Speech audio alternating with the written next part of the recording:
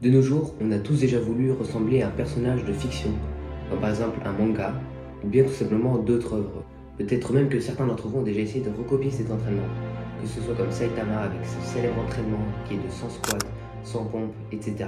Tout le monde l'a déjà fait. Les physiques qui ont été présentés par les mangaka comme l'œuvre Black Clover avec le physique d'Asta et aussi de Yami. C'est pour ça que durant les 2 prochaines semaines, je vais m'entraîner comme un personnage d'un animé. Ce personnage se nomme Izuku Midoriya. Pour ceux qui ne le connaissent pas, c'est un jeune enfant qui a été dépourvu de magie dès la naissance dans un monde où les alters, dénommés pouvoirs, règnent sur le monde. Malgré ça, All Might, le numéro 1 des héros au Japon, tombe sur ce jeune enfant et décide de l'entraîner pour lui passer son pouvoir. C'est donc l'entraînement qui a été donné par All Might lui-même que je vais suivre ces 2 prochaines semaines. Dans l'entraînement, nous pouvons retrouver du cardio, du renforcement musculaire, que ce soit avec un sac lesté ou bien avec des haltères, et aussi beaucoup de nourriture. La nourriture va être aussi très importante pour ce challenge, et pour ne pas me compliquer la tâche, je vais tout simplement manger comme il me semble. D'habitude, je mange environ 120 grammes de protéines par jour pour un maintien musculaire. Chaque jour, je vais commencer à filmer mon entraînement pour vous donner plus de détails et pour que vous puissiez le suivre chez vous aussi. Pour me présenter à la vite, moi c'est Solal, j'ai 15 ans et je vous donne tous les jours des conseils pour la musculation et l'alimentation. Pourquoi est-ce que j'ai voulu faire ce challenge? C'est tout simplement parce que j'ai toujours admiré le physique des mangas. Mes tout premiers entraînements ont aussi été inspirés par des œuvres de manga. Pour mon tout premier jour d'entraînement d'Izuku Midoriya, j'ai fait un circuit à l'air libre avec des kettlebells, des haltères tout simples, des élastiques et au poids du corps. Le circuit a duré entre 10 et 15 minutes en comptant les pauses et donc ce circuit je l'ai répété pendant 1 heure.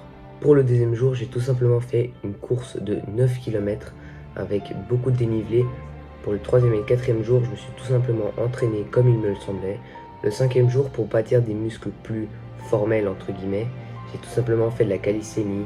Et pour le sixième jour, j'ai fait un test VMA en cours dans une salle de gymnastique. Pour le sixième et septième jour de ce challenge, j'ai tout simplement commencé par des curls pour bien travailler les biceps. Tous les jours, je faisais à peu près le même planning, mais avec des différentes variables. Le curl normal, je l'ai remplacé par des curls en marteau, etc.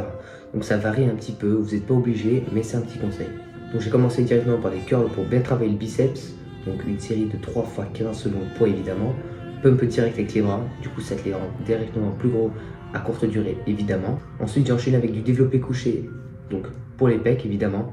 Au long de la semaine, j'ai aussi fait des développés épaules pour les épaules. Donc ça c'est tout simplement, il y a cette variable où on les met à peu près à largeur d'épaule et on pousse en bien contrôlant la descente, c'est hyper important. Les développés latérales, ça vous connaissez tous, c'est un exercice qui est super compliqué. Bien développer vos épaules. Après ça on passe directement au squat. C'est un exercice de base pour les jambes, je fais que ça parce que ça suffit pour moi. Voici ma forme après seulement 2 semaines d'entraînement avec le plan d'Izuku Midoriya. J'ai adoré faire ce challenge. Donc voilà, c'est déjà la fin de cette première vidéo sur toute ma chaîne, du moins vidéo longue évidemment. N'hésitez pas à me dire ce que vous en avez pensé dans les commentaires, donc j'en ferai une à peu près toutes les semaines. Pour plus d'idées de vidéos, évidemment je ne serai pas tout seul, mais j'aurai besoin de vous aussi pour me donner d'autres idées de vidéos. Que ce soit des plans d'entraînement pour d'autres personnages d'animé, je pourrais très bien faire celui de Saitama. C'est le plus connu, j'ai pas forcément envie de faire le plus connu. Et comme vous voulez, je lirai tous vos commentaires avec passion évidemment. C'est toujours un plaisir de vous avoir sur cette chaîne. À une prochaine. Et si vous voulez vous abonner aussi, merci.